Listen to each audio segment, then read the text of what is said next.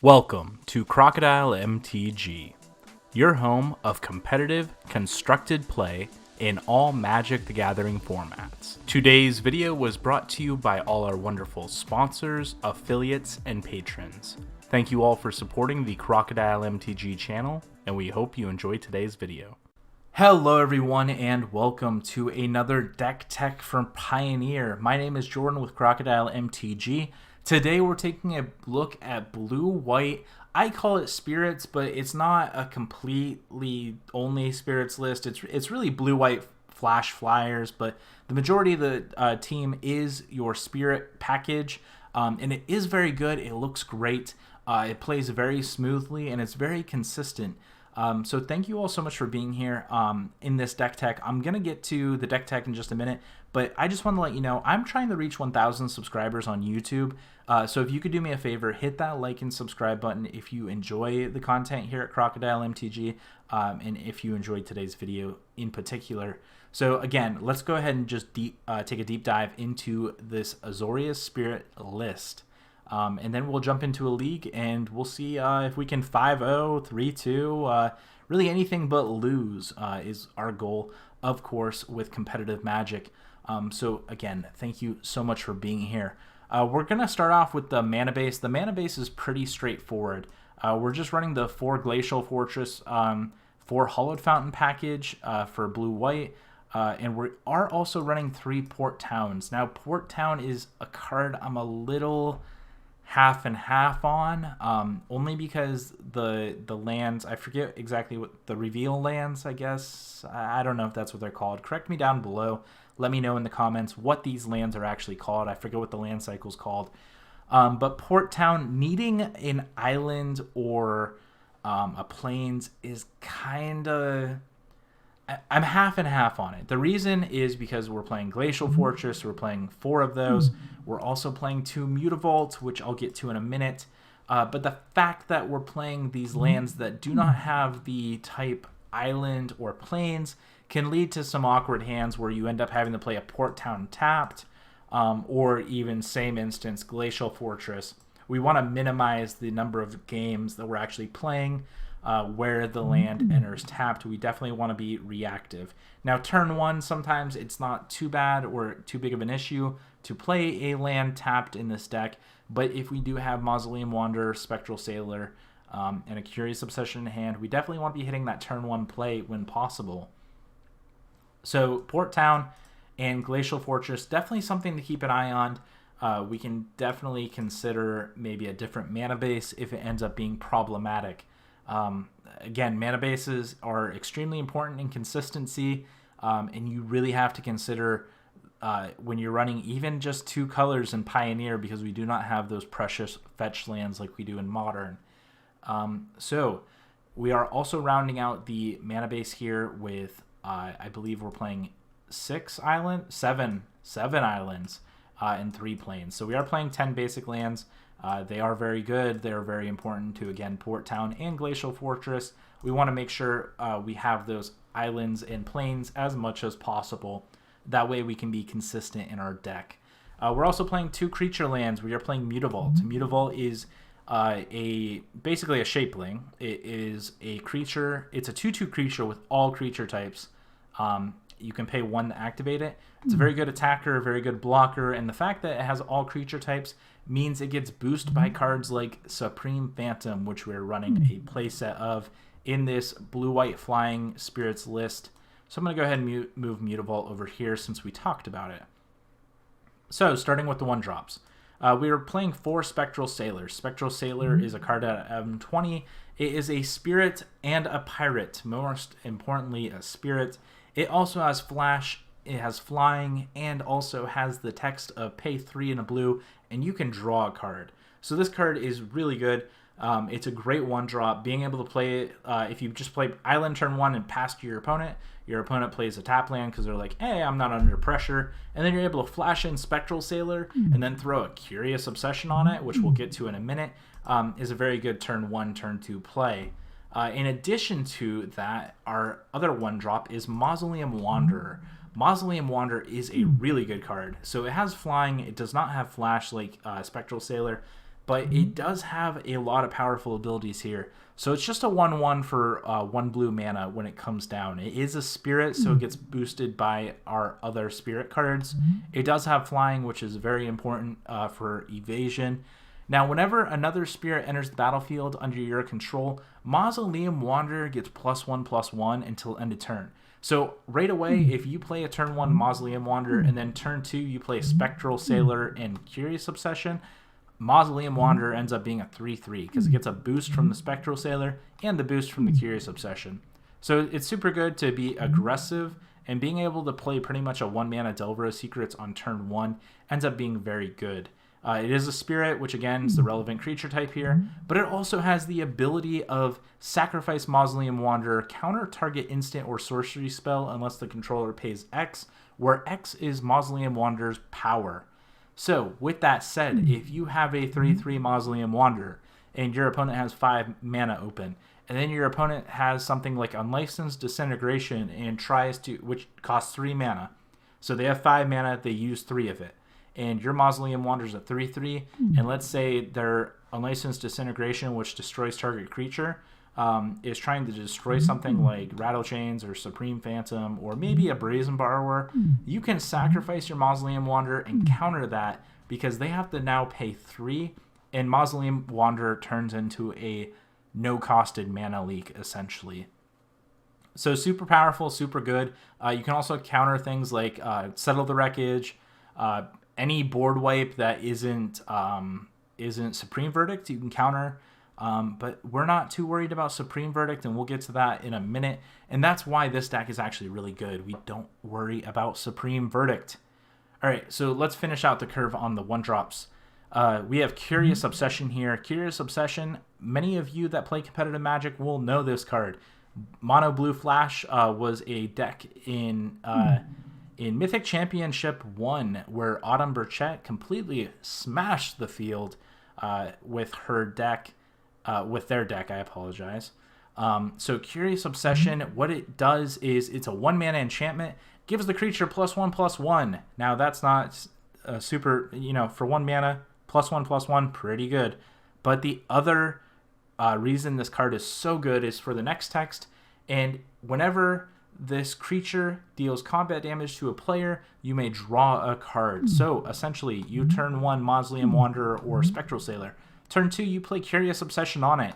Now every turn, you are attacking with the Spectral Sailor or Mausoleum Wanderer and dealing damage to your opponent. Even if it's just 1 or 2 damage, you're dealing damage to your opponent and you're drawing a card. That is super powerful on a 1-mana creature, essentially.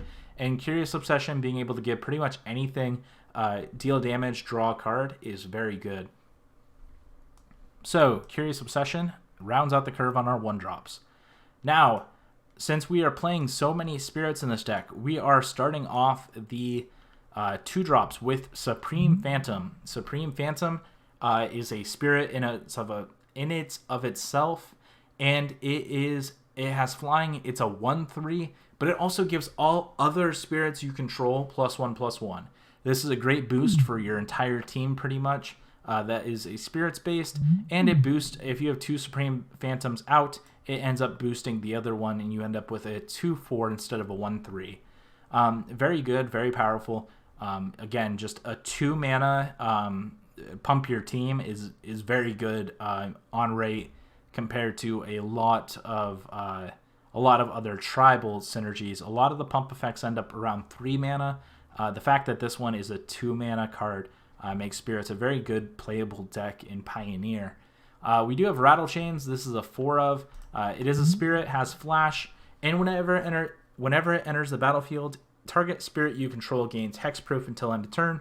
If this comes down by itself, gives itself hexproof. If it comes down and you have another spirit on the battlefield, you can give that hexproof. It does not give cards that do not have the word spirit on them hexproof, so be wary of that. We are playing a couple cards in our 3-mana spot, which is Imperial Eagle and Brazen Borrower. These are not spirits, so Rattle Chains will not protect them. Just be aware of that. So one of the reasons we're not worried about Supreme Verdict is because we have Selfless Spirit. Selfless Spirit is a fantastic card currently in Pioneer.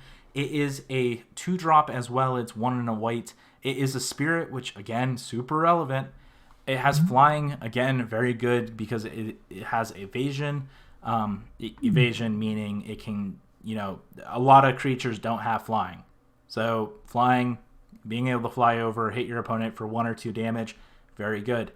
And it has the tech sacrifice Selfless Spirit. Creatures you control gain indestructible until end of turn. So your opponent plays an uncounterable Supreme Verdict and tries to wipe your board. Let's say you got your Spectral Sailor with Curious Obsession out. You have your Supreme Phantom, Rattle Chains maybe, and a Selfless Spirit. You have all these very powerful abilities. You have like 5 power on board, dealing damage to your opponent. Your opponent's getting wary. They play a Supreme Verdict. Now, you sacrifice your Selfless Spirit. You give your team indestructible, and you get to keep your team. Because Supreme Verdict says destroy all creatures, and they're not able to be destroyed because they are indestructible. So very, very good against Supreme Verdict. A lot of blue-white control running around currently, and being able to completely bypass that board wipe is super important to winning that match. Now, on to the 3 drops. We're going to go ahead and start with the actually less powerful card here. We have Nebelgast Herald. Now, this is a spirit, which is important. It does have flash, which is relevant, and it does have flying, which, again, is relevant. So whenever Herald enters the battlefield or another spirit, you actually get to tap target creature your opponent controls. So this can be actually very good in certain matchups. It's not the best against control matchups or decks that aren't running a lot of creatures. It is a 3 mana for a 2/1, which is kind of... If someone has a better suggestion for this card than this card, please let me know. Leave it down in the comments below. But I do think Herald is pretty relevant. Being able to tap down something like maybe an Arclight Phoenix, trying the block or something like that. You can get those last few points of damage. I guess in control matchups, it's pretty relevant if you're trying to tap down a Lyra. But again, just paying 3 mana for a 2/1 is not always the best. So Herald is here specifically for those creature matchups. Being able to tap something down can save your life and can get the last few points of damage over so you can win the game. Next on our list is, well, let's stick with the spirit. So this is going to be our last spirit card in the main deck. It is Spell Queller. Spell Queller, again, super important card for this deck. So Spell Queller is a spirit, and it has flash. Again, both relevant. Has flying, very relevant. It's a 2/3 for 3 mana. That's actually really good stats. So whenever Spell Queller enters the battlefield, exile target spell, so a spell on the stack, with converted mana cost 4 or less. Whenever Spell Queller leaves the battlefield, let me repeat. Whenever Spell Queller leaves the battlefield, the exile card's owner may cast that card without paying its mana cost. So, with that said, this is another reason we don't care about Supreme Verdict. So Supreme Verdict says, Supreme Verdict can't be countered. But if they're trying to wipe your board and you have Spell Queller, you can flash down that Spell Queller, and Spell Queller doesn't actually counter the spell. It exiles it. So being able to flash down Spell Queller, exile that Supreme Verdict on the stack because Supreme Verdict costs 4 CMC or less. CMC meaning converted mana cost. You get to steal that Supreme Verdict off the stack, put it under Spell Queller, and now you do have to be careful because if they ever kill your Spell Queller or bounce your Spell Queller with something, that does end up letting them cast Supreme Verdict for free. Just be wary of that. It could come up. You do have to be careful. Protect your Spell Quellers at all cost, but being able to counter that Supreme Verdict, very, very good.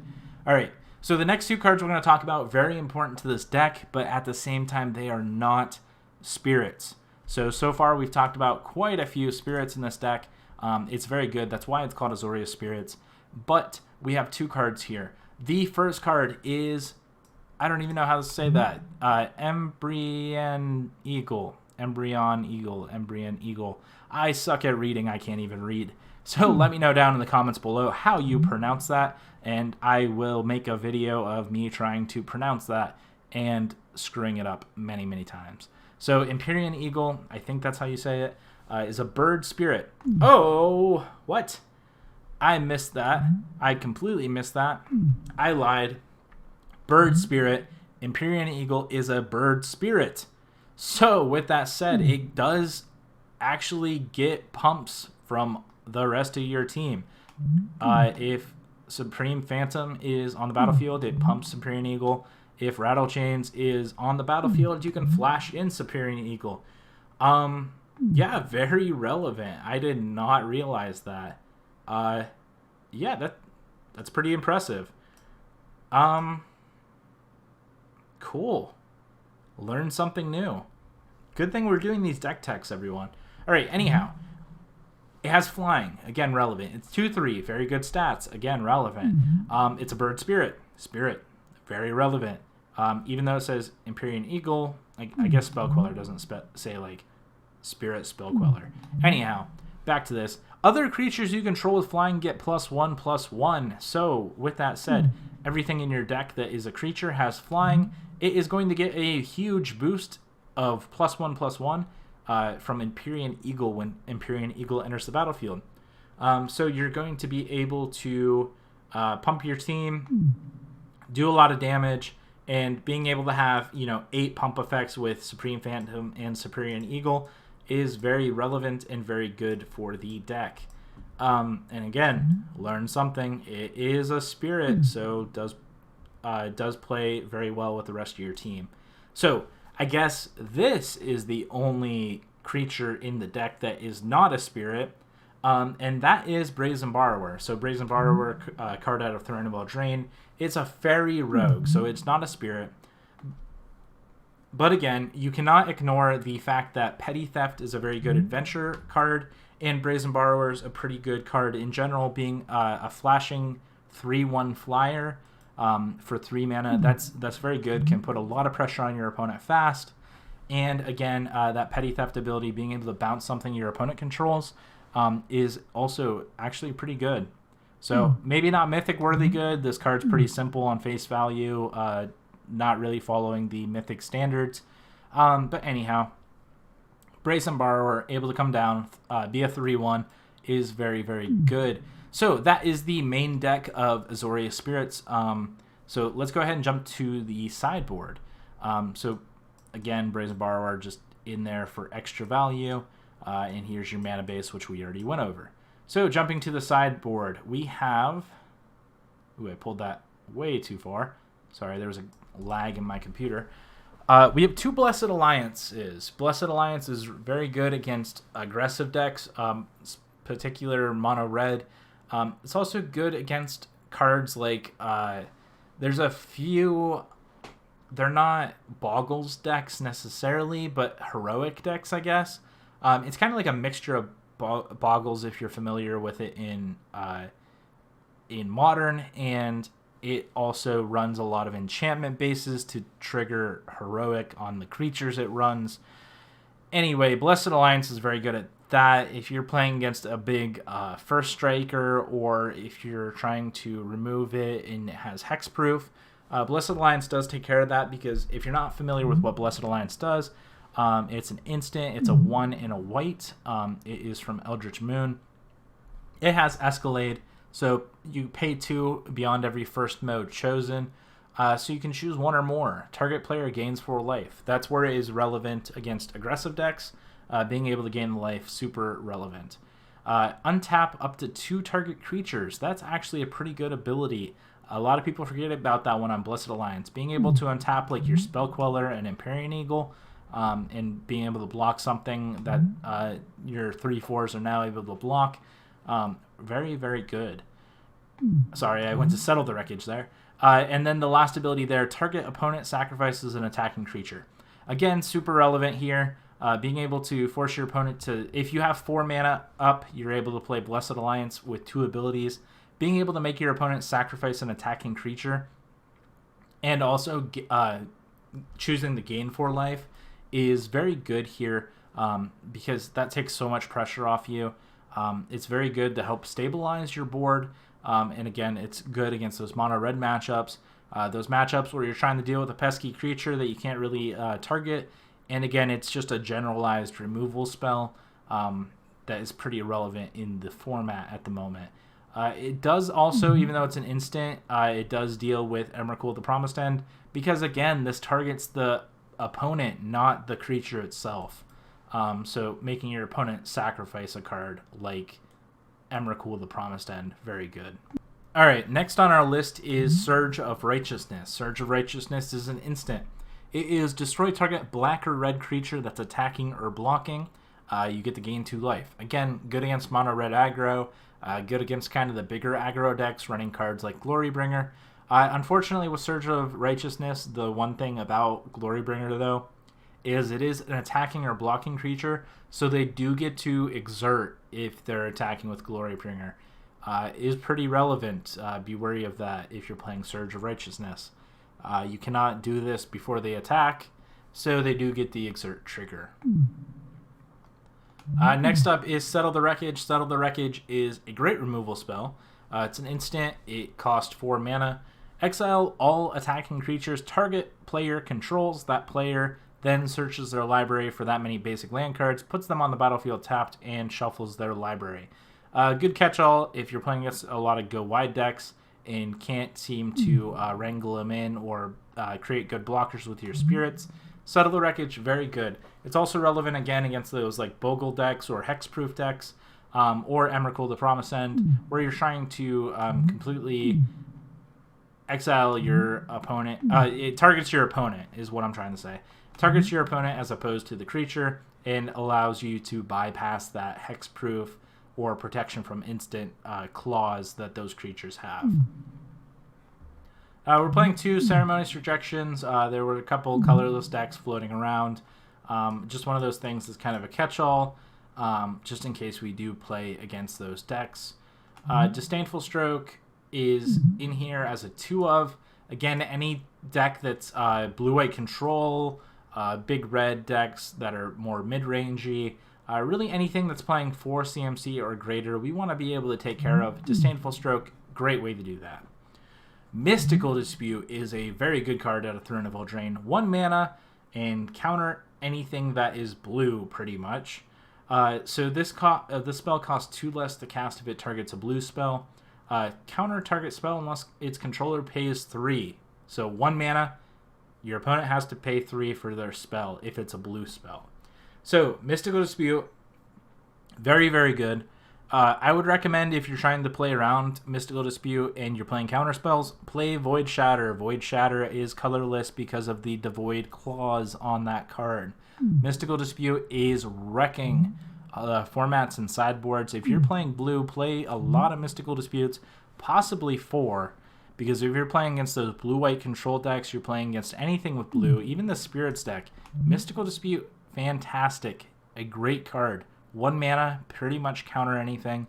You can utilize it.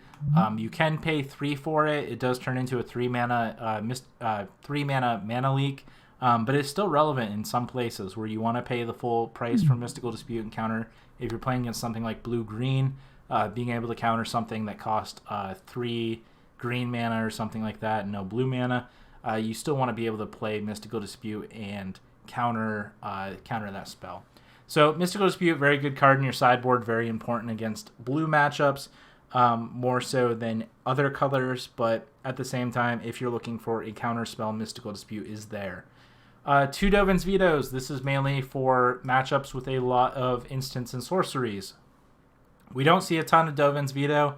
I'm sorry, we don't see a ton of instants and sorceries unless you're against those control matchups. So there's a couple blue-black controls, blue-white controls, and Esper decks running around the format. Dovin Veto is very good at that. I think there's a couple Rakdos decks also that's pretty aggressive. We might want to bring in the Dovin Vetoes there. I believe they're running cards like Dreadbore, Unlicensed Disintegration, and Bedevil. So again, if we're playing against decks like that, we definitely want to bring in Dovin's Vetoes.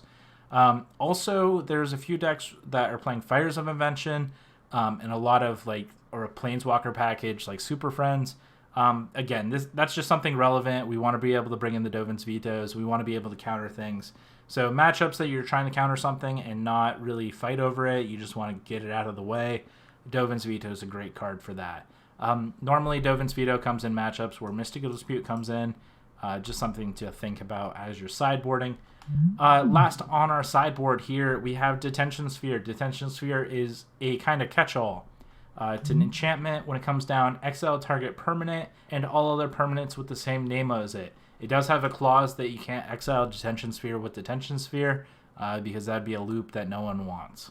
Anyway, so that is it for our sideboard. That is it for our main deck. We covered everything. This is Blue-White Spirits, Splashing Brazen Borrower for the Fairy Rogue. But anyhow, thank you all so much for watching. Again, I am trying to reach 1,000 subscribers on YouTube by the end of 2020. So please help me reach my goal if you enjoyed this video by hitting that subscribe button. If you like this video, hit that like button also. Thank you all so much for watching. Check out my awesome sponsor, Mana Traders. They helped us rent this deck today to be able to play on Magic Online. Also, I have used their products in the past going to major tournaments. So if you're going to a major tournament and you don't have all the cards you need, you can rent them from Mana Traders. Again, you just pay a monthly subscription cost.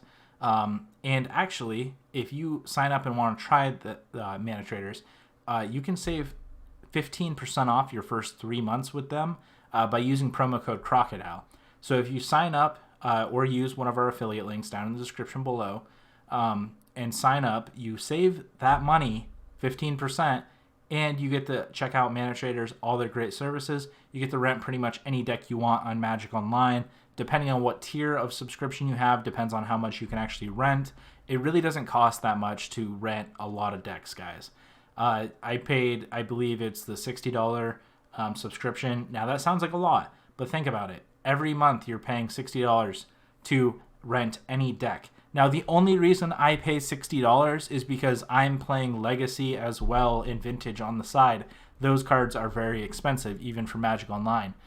So being able to pay $60 and play every single format imaginable in any deck imaginable is worth it for me.